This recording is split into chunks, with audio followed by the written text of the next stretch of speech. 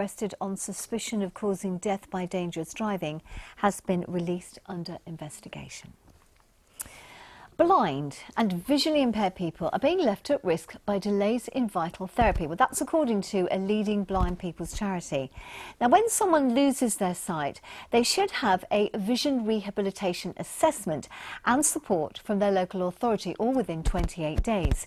But the RNIB believes that people are waiting just far too long for that support. Charlie Haynes reports. You never forget it, and it's a place you never want to revisit. Susan lost her sight overnight after suffering a brain hemorrhage. It was one of the most traumatic moments of her life. Things were very blurry. Didn't quite understand what had happened to me or how or anything.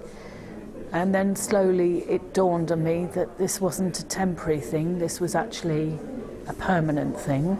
To readjust to living without your sight, you're supposed to get a thing called vision rehabilitation.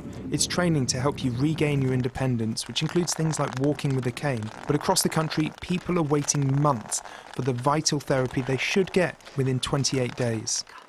Before I had the rehab, it was incredibly difficult. It was a very dark period. She waited 3 months for vision rehabilitation from services in Leicestershire, and it was a tough wait.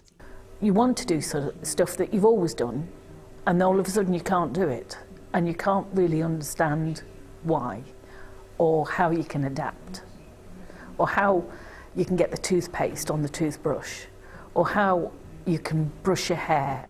Visually impaired people should receive rehabilitation within 28 days of diagnosis. But 86% of local authorities miss that deadline, and over a quarter of local authorities leave them waiting more than a year. We're calling on all UK political parties to commit to ensuring that people with sight loss get the support at a time that they need it so they can stay independent and live life to the full. Thanks to the rehabilitation, Susan's had the confidence to join a blind bowls club. She says it's been life-changing. So for that 2 hours or 3 hours, I'm the same as anybody else in the room. I am not that disabled blind person in the corner. I am the same as anybody else bowling, and sometimes we even win. Charlie Haynes, BBC East Midlands Today. Well, Charlie's with me now. So just tell us, what's the breakdown of statistics for our particular area?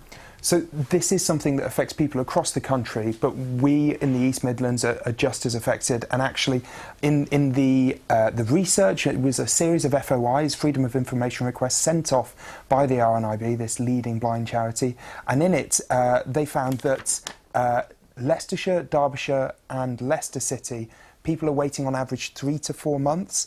And in Nottingham and Nottinghamshire, people are waiting over 6 months, up to a year, for this kind of therapy, and Derby didn't respond to the request.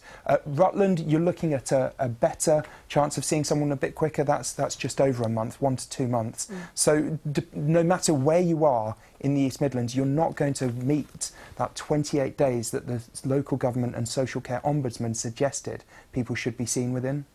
I mean, is anything likely to change? What do they want to happen? So the RNIB are calling for people, for the political parties across the spectrum, to really commit to making sure people get this treatment and this therapy when they need it. The thing is because this isn't an NHS service, it's actually run by local authorities, and that means you get what this blind charity calls a veritable patchwork of treatments, where it means that depending on where you're living in the country, where you are in the East Midlands, can affect how long you could end up waiting.